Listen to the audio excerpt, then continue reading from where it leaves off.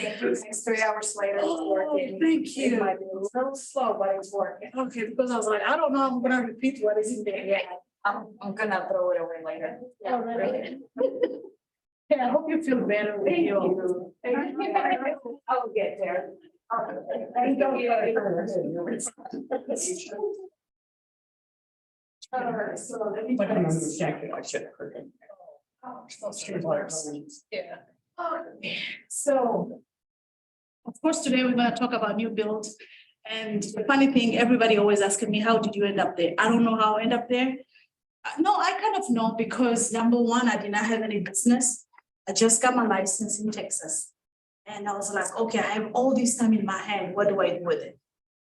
I started going to the builder. I was sitting in the Ignite and someone says, hey, since you don't have businesses ready, he was talking to everybody, not just me.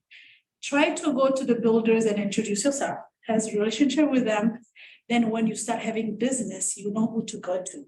You can be the legal expert, right? So I took that one sentence, I ran with it. Start going in my neighborhood, understanding the process of even building. I did not know anything at the beginning, right? Ask a lot of questions, introduce myself like, hey, I just started in a business, but I know I'm gonna have a lot of buyers. That's how I used to do. I know I'm gonna have a lot of buyers and I want to know about your product. I want to know about your process. I want to know anything that you think I should know, even your full plan. Can we talk? And they'll give you an appointment, you sit with them, you just go through it. And if you find a not too nice one, then come back another day, you find another salesperson that you can connect with. So that's what I did at the beginning. So reach out to the builder in your target area. I live in Frisco, so mine was more Frisco, Prosper, Salina, just in the Clark County. And then later on it expand now in DFW, like forward, I have builders everywhere now in DFW. I introduced myself. I really got to know the product and the full plan. Why? Right now, I just got a phone call from someone who said, I'm looking for 4-bedroom, 3-bath, some things are ready to go. My question was, where do you want to be at? And he told me I want to be in Argyle. I know in Argyle, there's a builder right now who has exactly the same thing at 449 or 450. So since I knew that, and when I asked him that, now I'm going to just connect them. That's it. Because you become very familiar and it starts flowing very easily. Once you do the homework ahead of time. And I know that, and I even say, I was like, oh, that builder is running the interest rate or promotion until 4/24, which is Monday at 5.2. He was very excited. Because you talk with them and they will send you update, they will send you, if anything happening, they will send you an email and tell you what's going on. So that's why the reason to create that relationship with the builder. So. Did you go see them more than once or just? No. I don't. At this point, I don't. But I'll stay in touch with them just to know what is going on. Right. Yeah. So never assume that builder A has the same standard feature as builder B. It's just simple. Even if they're in the same community or under the same umbrella, in a sense, I'll go with Yahoo. It's the easiest one. They may have a community here in Salina or Silverado, Aubrey, and they have another community in Fort Worth. Totally two different builders, even though they all say Yahoo. They may be running some incentive here that does not apply here. So I never assume, or they may say, oh, this is standard fireplace here in standard, and then you turn around, they say fireplace in this community, it's an upgrade. So I always ask, what are your standard features? What is included? And what is an upgrade, even though they are under the same umbrella, right? Only because I don't know. Each community may have something different going on at a time. So just keep that in mind. Yes. Do you think that changes when a new phase comes? So how do you stay on top of all that with each community? So yeah, they do email me. And if I don't receive anything, I'll reach out. Let's say if I go to a community, when I say go, meaning I've been in contact with them and I know this is the last phase. And I'll say, hey, what is your new phase is coming up? And who's gonna be here? Because they move them around. And I say, who's gonna be here? Are you gonna stay here or are you gonna move you somewhere? And they will tell me. They say, oh, I'm moving somewhere, but make sure you connect with so and so who's gonna come here. And then they will introduce me. That's how I stay with them in touch.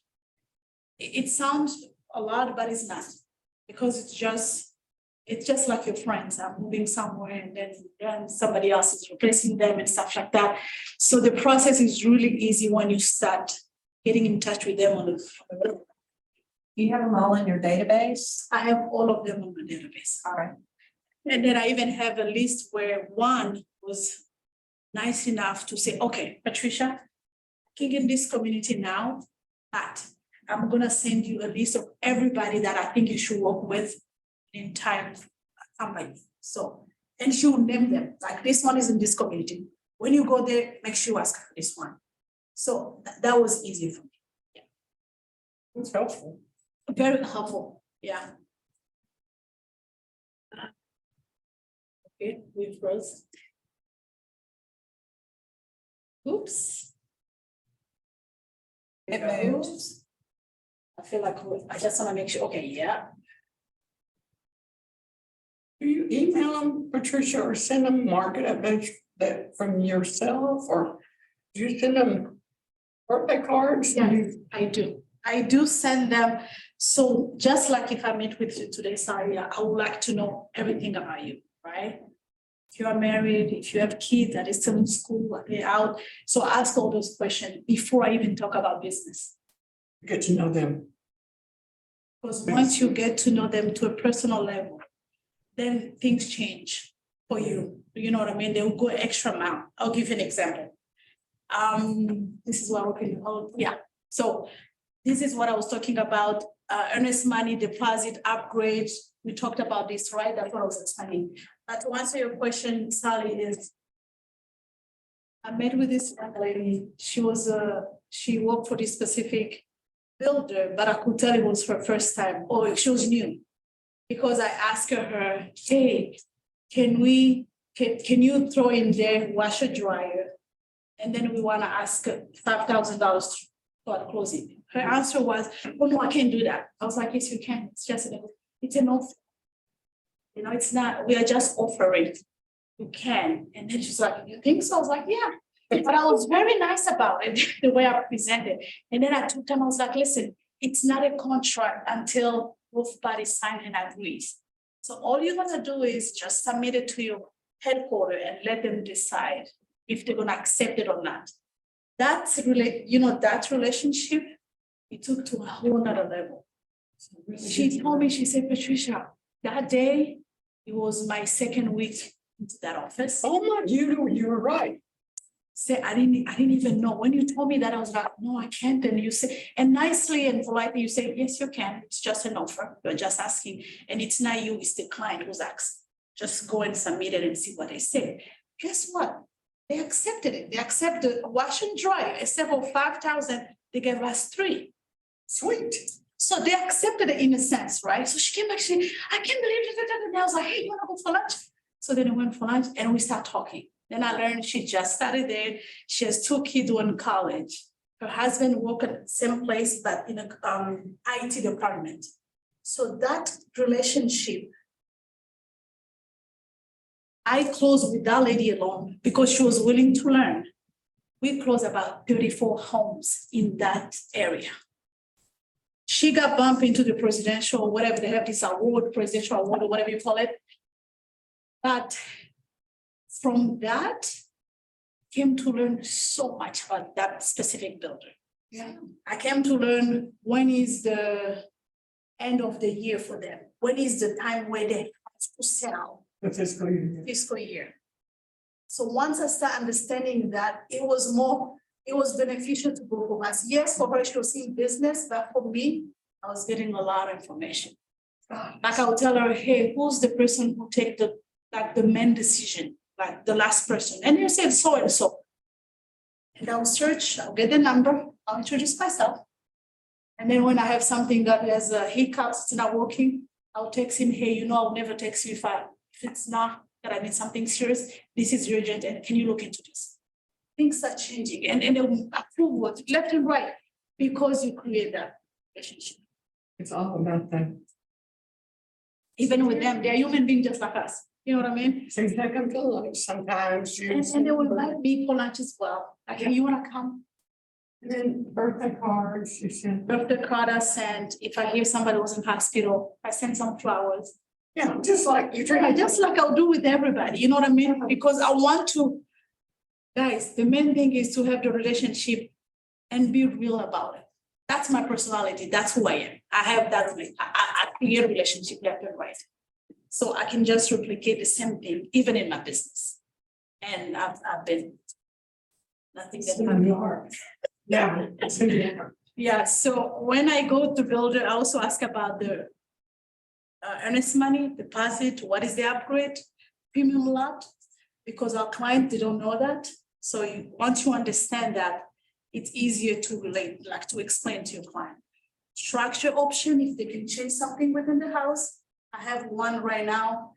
It's a custom build. It's a whole nother whole game one. Everything is custom made. Right? Everything they do whatever they want to do. So once you ask all the questions, sometimes the builder for this custom build will send something and call him like, hey, what does it mean? I don't understand. Can you explain? And they'll go through. Don't just be the expert by assuming, but ask a lot of questions. Because once you understand the process, then it's easier for you to. Yeah.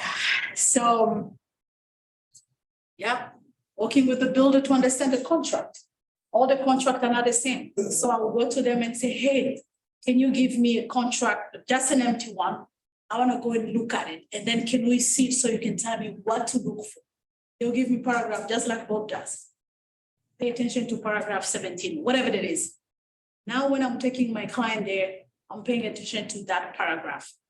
I want to make sure what we need, it's in there. Because if it's not, as we know, if it's not a contract, it does not exist. So I get familiar, even though it's not a track contract, but I do know the contract in and out. You read that whole thing, single space, legal size, 49 pages. And then when I send to my client, I'll send to them before I call them to say, did you see the contract? I'll say like, paragraph 1, this is what it says. Paragraph 2.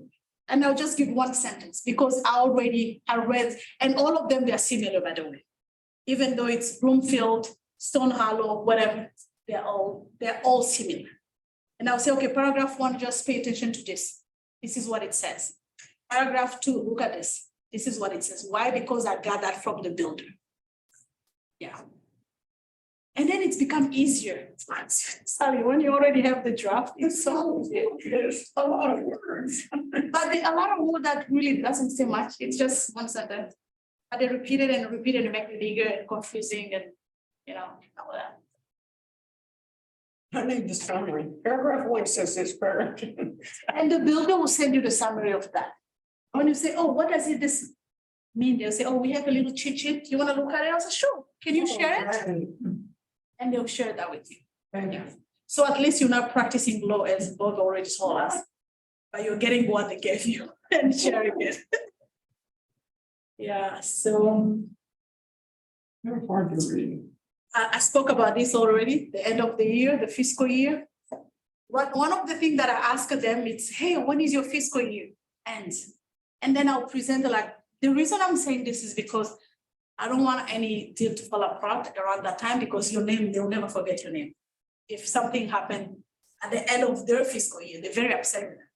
But not only that, that's the time where they have some amazing deals. Yeah. Like they want everything out of the books, right? Even for investors. So if you happen to work with investor, or if you yourself, you're an investor, that's the time to go for it. I got my properties, 2 of them through the end of the fiscal year. I knew it. I was like, hey, so what happened with the house? I see it came back on the market. And they say, yeah. I was like, okay, are you open to an investor? That was Henry for me. And then they said, well, if it's for you, that's fine. I can give it. I was like, yeah, I'll be more than happy. So know the fiscal year because then you know how to negotiate for your client. Right? Because you know they need them off the books. It's a must. Otherwise, it's gonna cost them a lot. Yeah.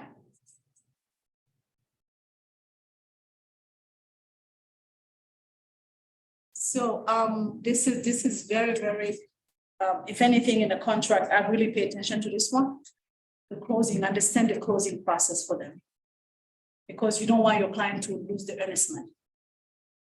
You do. Yeah, so you have to understand what does the clause say? What about, yes, we took them through your lender and then at the end it doesn't work.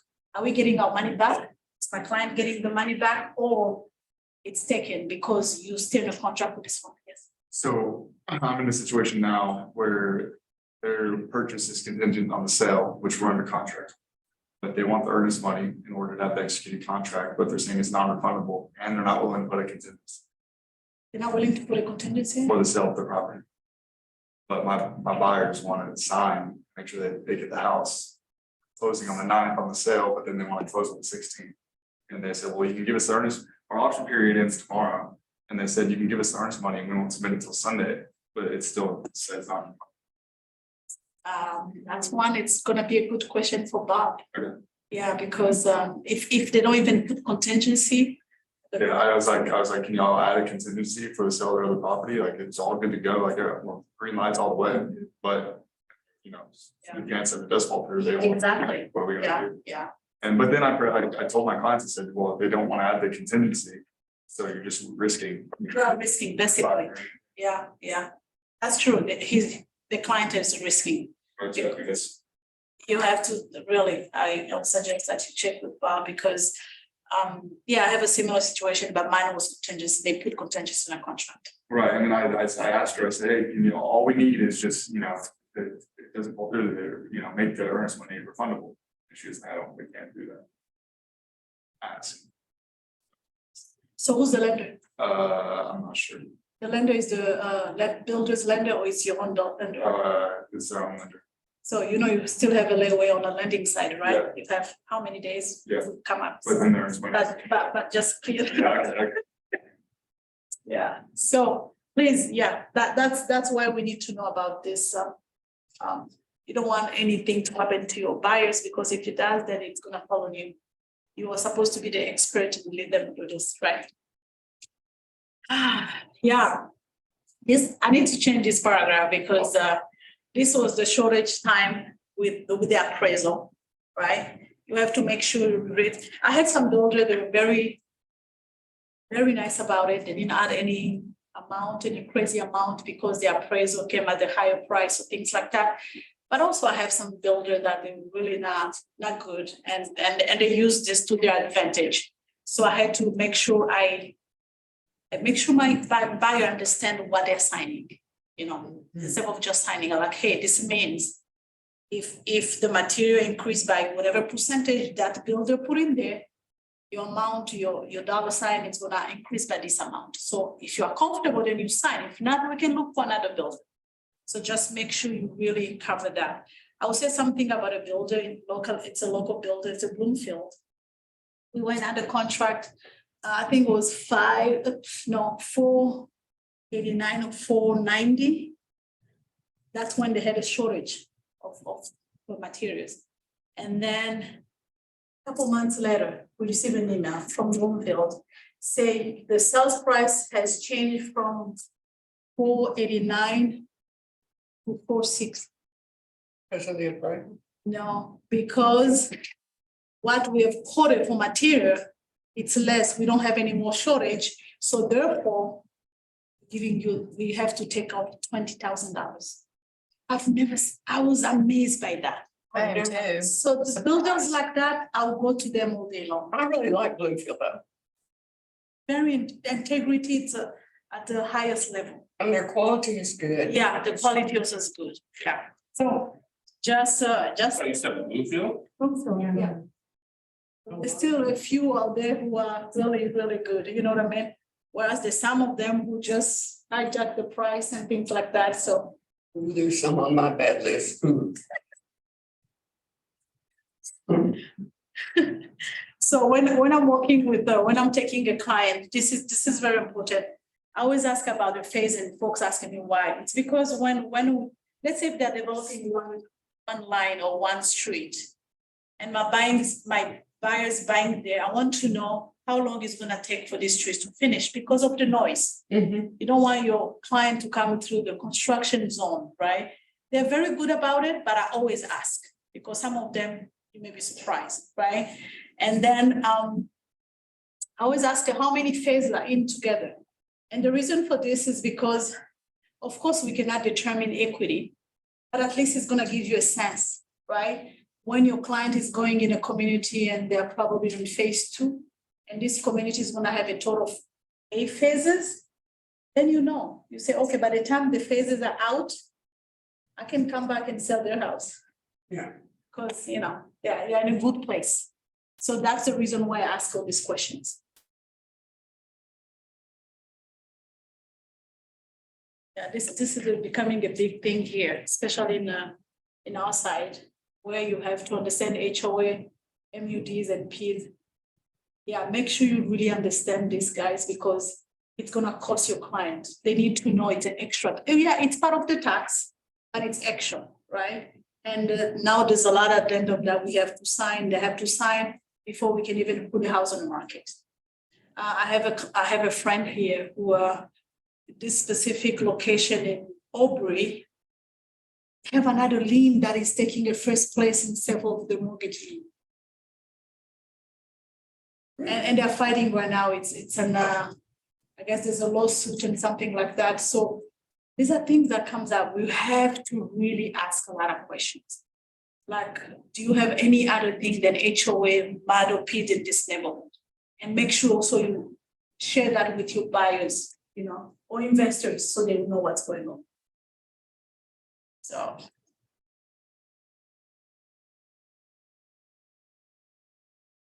And what I always say is put yourself in your buyer's shoes, in a sense that, what about if you are planning to build a house? What type of question are you going to ask it to your builder, right? Once you understand those questions, whatever it's feeling at ease, what you don't understand, then ask her those questions. Same thing for the buyer. That's exactly how they are viewing the whole thing. It's overwhelming. Probably this is the first home, or maybe the first home it was a resale. This is the first time building. So it can be very, very stressful to them, to the builder, to the lender. So I call myself, try to be the peacemaker, right? Talk to them, understand where they are, talk to the builder. I'm so much involved, maybe you may not, I'm so much involved with my lenders because it's just me, I like to learn. Before I share something, I want to understand why. So then I'm not coming back tomorrow to ask why, even though I'm not a lender, and I will disclose that up front, I'm not a lender, but in my understanding, this is what I know, and go and double check with your lender, right? But at least it's not foreign to me when they ask me a question. So, and when Do you have a preference? Do you encourage? Is it best to let them use the builder's lender like DHI, like DR Horton's, whatever? Or is it okay to let them use their own lender? Because see, they changed the, we won't give you $10,000 if you don't, in upgrades, if you don't use our lender. Is that legal?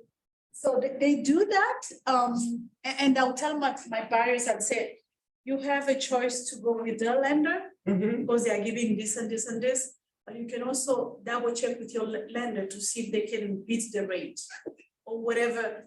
Because sometimes they say you have $10,000 toward closing, they bump it up the price. So it's really not $10,000. Or their interest rate? Yeah, or the interest rate, or they use the money. So I always say double check with a different lender to see if you're getting a good deal. That's one. Number two, now I'm in a place where I can negotiate that for my seller and say, for my buyer, like, hey, what are you giving? And they'll tell me, well, this builder is giving 10 grand, toward closing. And I say, okay, can you use the same thing if they come with the outside lender? I always ask. Most of them, they'll say no. Some of them have said yes in the past. Really? Yeah, I say, Patricia, if you can close on time, especially when it's a fiscal year, if you can close before that, then we'll give it to them. I've never asked. I always ask. They were offering 15 grand in incentives towards the closing costs. That's using good. using their lender. my clients wanted to stick with the lender they already had, so they were offering 7 with their own lender, and we ended up getting 10. Really? So you ask her, right? You ask her. Well, I said, well, I said, we have an offer. Yeah. I said, here's what we want. Yeah. So we did it. That's it. Yes, oh, sorry. One thing I've run into though, if you don't use, if your buyer doesn't use the buyer's lender. And that lender, then your outside lender does not close on time. Oh, yeah. Your client could see a lot of fees. You know, a lot of fees. If you use the builder's lender and they don't close on time. just They don't push care, close, it yeah. doesn't matter. Yeah, so you have to weigh that risk. Yeah. Are you using a local lender who's trusted and can close on? And we Knowing made at the same time, the builders push closing all the time, we're like, well, wait on this, wait. So it's a hassle. Yeah. So Yes, the only thing you should, most likely, word towards buyer's lender. No, you let your buyer decide what's the best deal for them. Mhm. We don't push them one No, direction or the other, that's basically steering Yeah, towards financing. Yes, steer The towards builder would financing. like it though if you use their lender. And I say that to say, sorry. And I say that to say because sometimes the buyer will think it's a must, they have to choose. I said, no. They're saying they would prefer for you to go with the preferred lender because of ABC. But you have a choice to go with whoever, because some of them, they'll come to me, they already been pre-approved. Right. They say, it's your choice. This is what I say, but then you make your own decision, right? But I always like when a builder's lender messed up. Because I'm calling everybody. They need to know, they didn't close on time, you know what I mean? So I make a lot of noise, yeah, I do. They say, okay, so why I'm doing this? Because next time I'm bringing my buyer, I don't want them to take my buyer and say, make them apply again. Because I'll remember, I was like, hey, Matt, do you remember? That's a regional director for the D.R. Horton East Division or whatever division. I always call him like, remember how your lender screwed up last time? So this one has been approved and we don't want to go through the process, but we want the same incentive. And then it's gonna tell me, okay, if they can close on this day, then we're giving to you. So Relationships. we're coming down to that, yes. So I also wonder if it's, you know, the saying, don't put all your eggs in one basket, because if you drop the basket, they're all gone.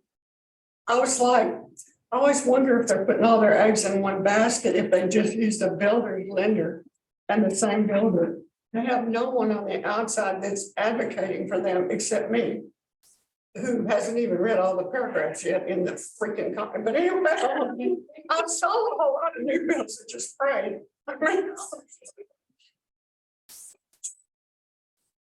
Now I have to read it. Oh, I have to read it, understand it, Sally. You're not explaining, you're not being a lawyer, whatever. And the easiest way, the way I do it, they always have a cheat sheet from the builder. They never gave me one. I'm gonna ask. Ask them, because they have a way that they explain to client or consumer when they come through the door.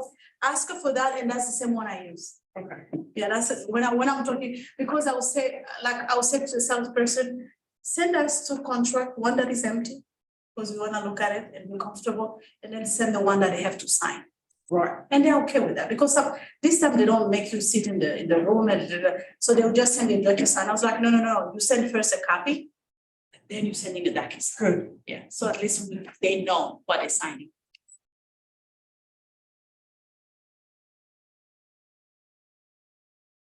Huh? Again. Patricia, also, there are some builders that won't even let you add another outlet or do anything. It is what it is, what it is. And I found that some of my clients don't realize that, and they've actually just said, forget it, and gone to another builder that was much higher to get that custom feel of just a few more plugs and a water line in the laundry room. So that's something that a lot of people don't ask, I've found. Yes. Early on. Yes. They find out when it's too late. Yeah, and You're right. So after doing this for a long time, I've come to a point where I know who's gonna let you. Yeah. Who's a little thingy and who's not.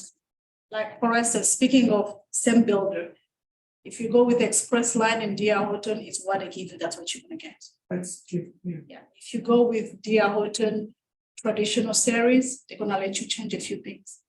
So that's, again, it's coming down to know your builder, go and learn about the product, so then you know how to advise. Yeah, so that's your last one. Oh, that's my last one? Are you kidding? No. There's only 11 in there. Oh, wow. So I guess, this is it. Patricia, have you ever had them ask you, have you ever had to make a client, require your client to do a application with their lender, even though your client's going to use a different lender? The builder still says, yeah, but you still have to make application with our lender, even though you're not using them. Yes, it happened with me with one builder. It's a First Texas home. That's it. Yeah, Yeah. they had one that you have to apply with them You no had matter to, what. yeah. And we did that, but they kept their own lender. And I was like, well, this is a process. And the reason they do that, number one, they want to see, an investors. Number two, they want to make sure that you are ready to buy this house, right? So they'll make you, and it's dependent on time. COVID time, you don't have a choice. You do what they ask you to do. Now they're very flexible. So it always depends, but First Texas is one of them where they tell you, well, even if you're not going with our lender, some of them I pushed back and I was able to win, but First Texas I was not. I was like, okay, we're gonna have to apply. Okay, we'll play their game, okay. Yeah. And at the end, he ended up going with his own, because they're not giving him anything. I know, I was just like, do they not trust us or? what? Yeah, they don't, does he have a credit? Does he have enough money to, it's a high end. It was gonna cost a lot, and I think they wanna see, they have to put your skin in the game, right? Yeah, they probably had a bad experience before. It's not even about us. Yeah, it's more about. So whole process, somebody messed up somewhere and they want to make sure now they're doing the due diligence. Yeah. I see your logo has Jeb Holmes. Are you part of a team or are you solo? No, I'm solo. You're solo, okay. And do you only work with new builds or do you work? No. You work I work across the platform, okay, across the platform, but I have a lot of new build than anything else. okay. Question? For me. Yeah, it may look a lot, but when you start doing it every day, and honestly, like I say, I was sitting in Ignite class, and one of the instructors said, if you think you don't have enough business, go in your neighborhood and meet builders. So for me, I felt like I was working. I was like, well, I don't have businesses. Let me go, and that's how I stumbled into this. Now I'm enjoying every day. Because now it's becoming so easy, like, oh yeah, I know who's building, but it didn't start like that. I did not know what is the phase.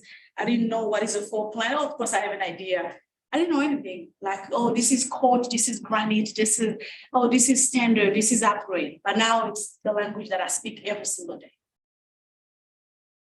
So you know what phase one, phase two, but. Yeah, I know. When they go into a phase, my first question I ask them, how many phases are you going to have here? And there's a reason I'm asking for that, because I'm like, okay, if I bring people on phase one and phase two, by the time they get to phase 8, we can sell on phase 1. I'm just saying, I'm being real. Exactly. And they'll ask me how many years it's gonna take. They'll tell you. Yeah, interesting. I never knew that. How many years? is Yeah, that? I mean, like there's one that I'm farming in. I know when they started, and it was gonna be a 5-year plan.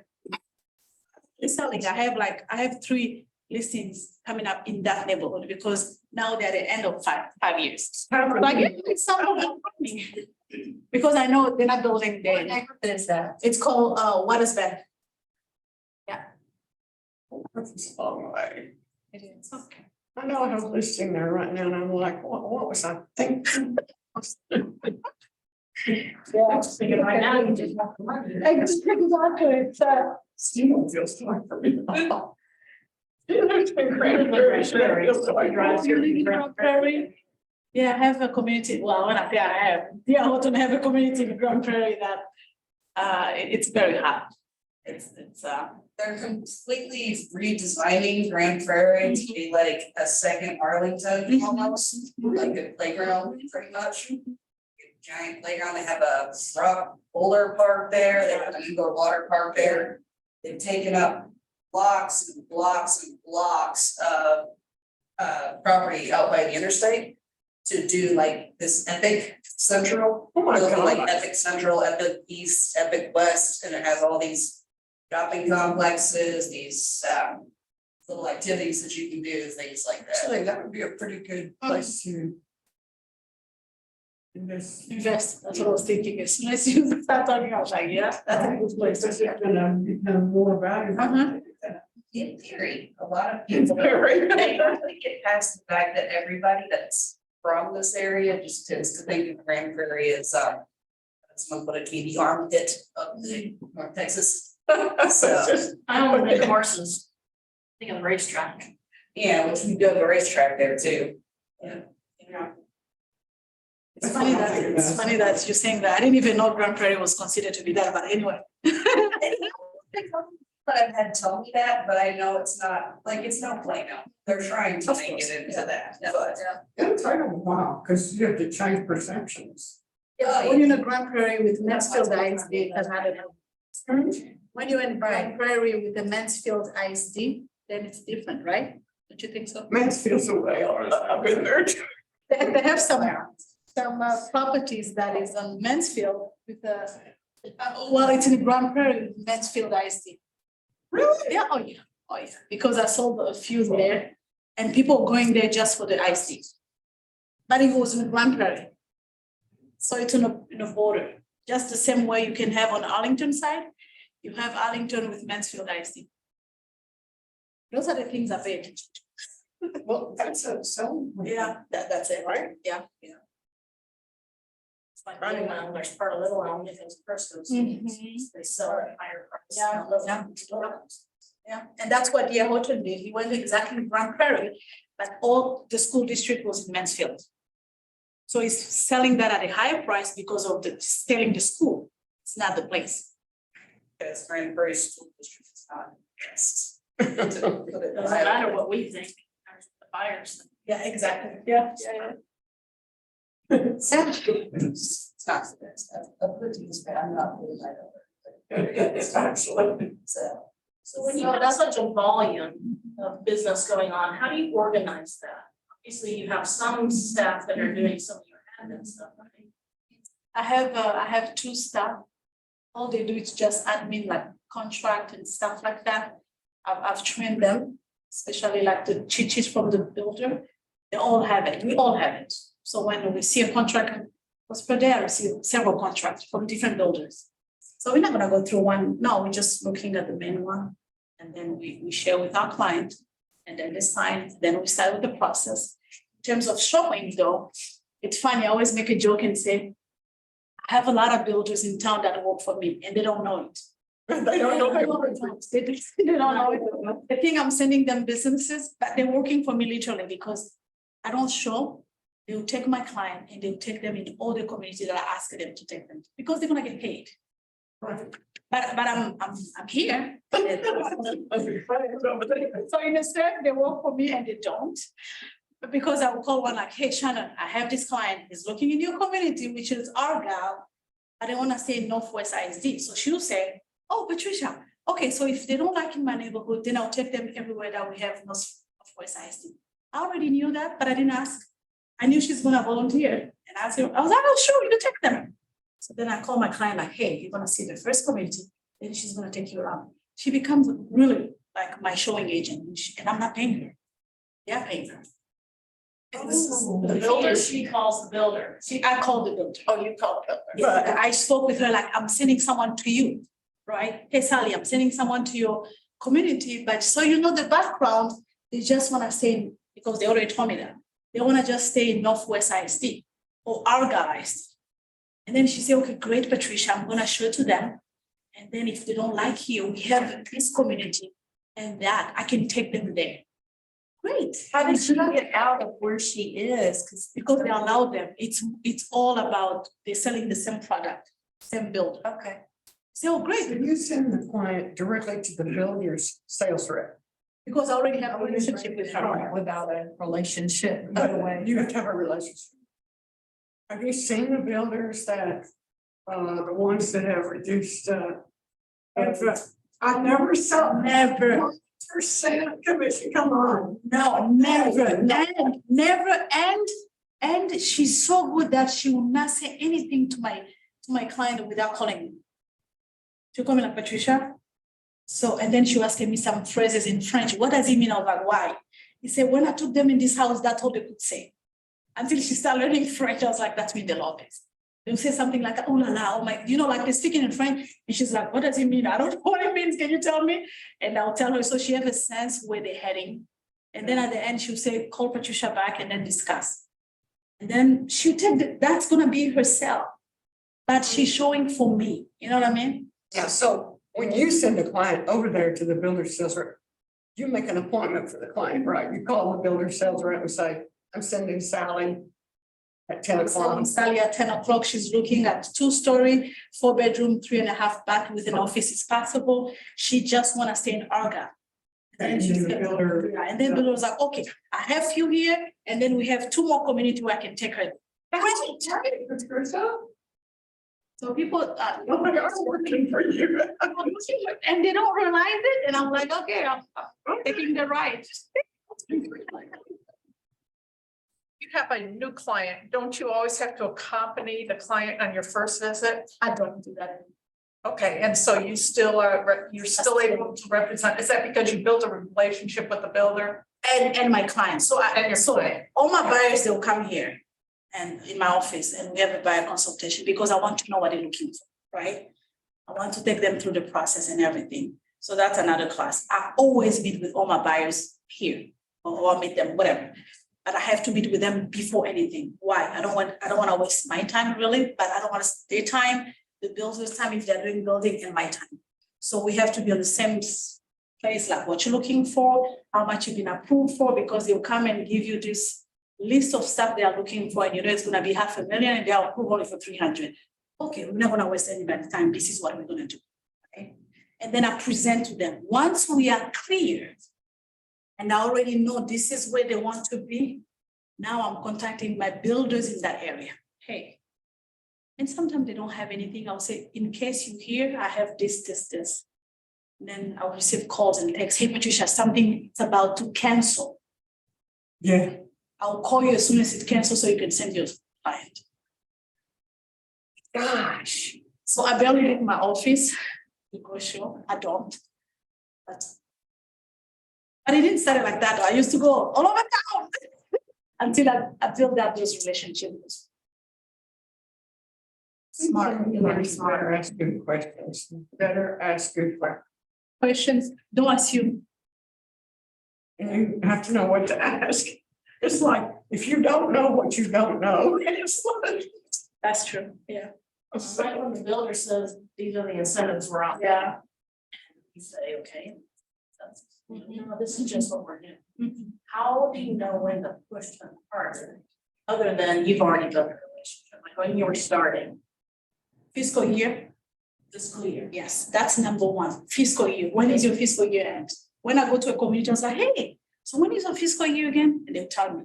They don't know why I'm asking that. So what you mean is their financial year ends, so let's say it's October 31st.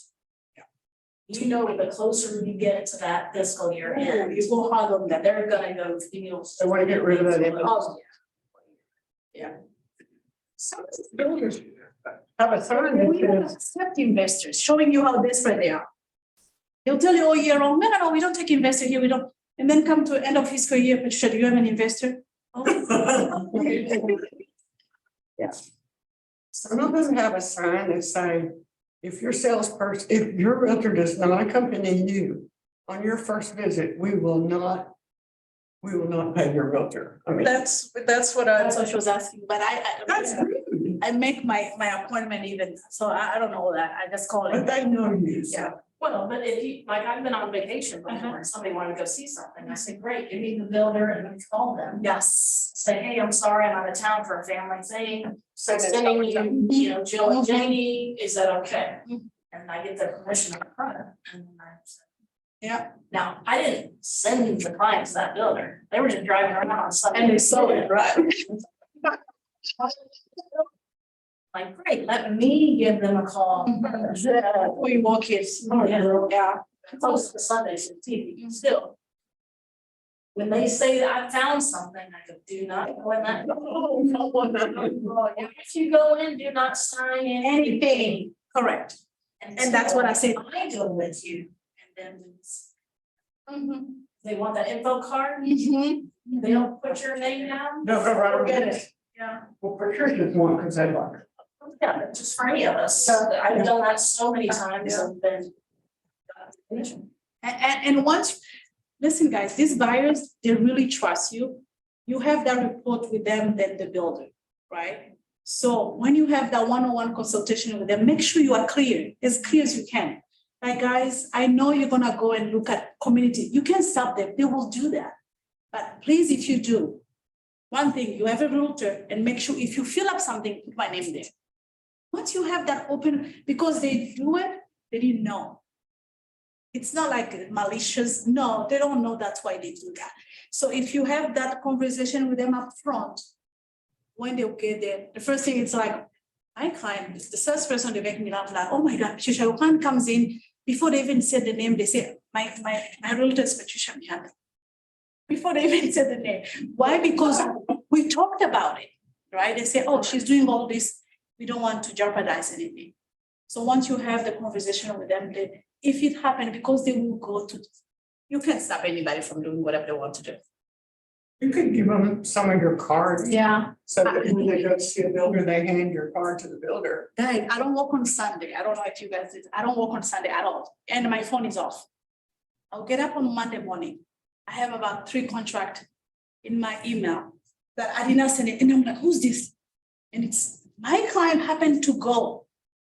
And they've been working on Sunday and they know that I don't work on Sunday. And they will say, we put your name there. We say, Patricia, send us here.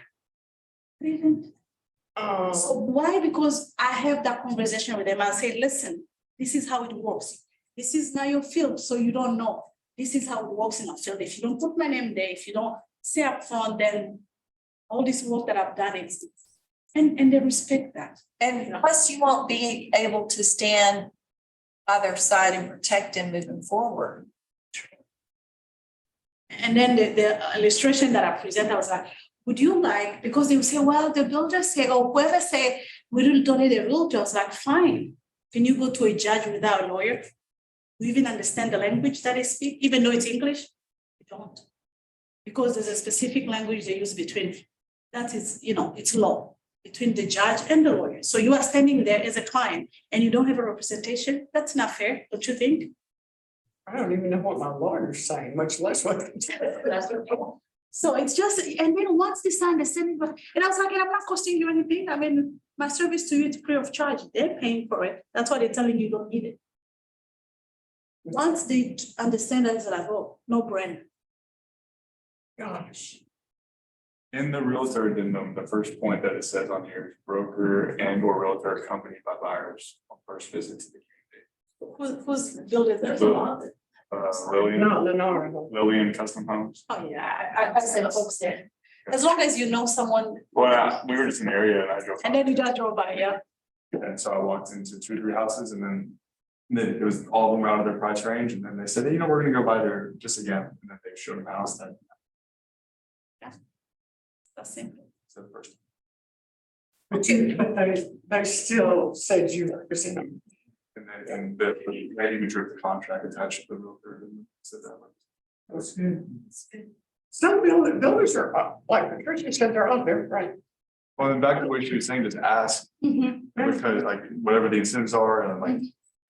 We're not using direct contract, but it's an offer. Yeah. And you submit it to the rep and then the rep submits it to the headquarters and then they just sign off. And sometimes the rep will try to tell you something. I was like, well, it's just an offer. Can you ask? Yeah, Who's the person who's gonna take a decision? Okay, let me give you an example that it was through COVID, they gave us a date, you have to close by whatever date. Come to that date, we we're unable to close. We needed 2 more days in order to close that file.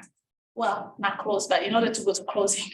So then the salesperson called me like, oh my God, Patricia, they're gonna cancel. I was like, we need only 2 days. Say, no, they said they're gonna cancel. I was like, okay.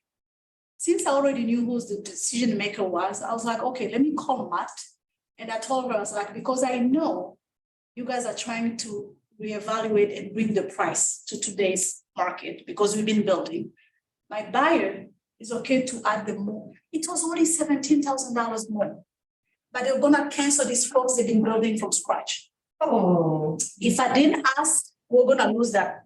That's a family. You know, these people, they took the kid there, they seen the progress, and then at the end, only for 2 days. So then I called Matt, I was like, listen, I know it's business, nothing wrong. And I know you want to reevaluate to increase the price. What is that price that you want to increase for? Because we want my client to stay on it. And then he said 17 grand. I was like, let me check with my buyer. I called them, like, guys, they're trying to cancel you because it's increased by 17,000. Can you do it? Sure. We called the lender. Do they have the room for the 17? Yes. We got an addendum and we closed them in 2 days. Because I made him, I was like, you're gonna cancel them today for $17,000. And then you're gonna sit for 30 days before you close on a new one. just not. So when you understand that and you have that conversation, it makes things easier. That The was buyer needs to scary. understand, that's 17,000 over 30 years. Exactly, it's not one day. Like, it's the $9 tax from month. So that's the picture you got. Yeah, yeah. All right, thank you guys. Thank you. Very good. That was excellent. Oh, it's so. Hey, hey, so.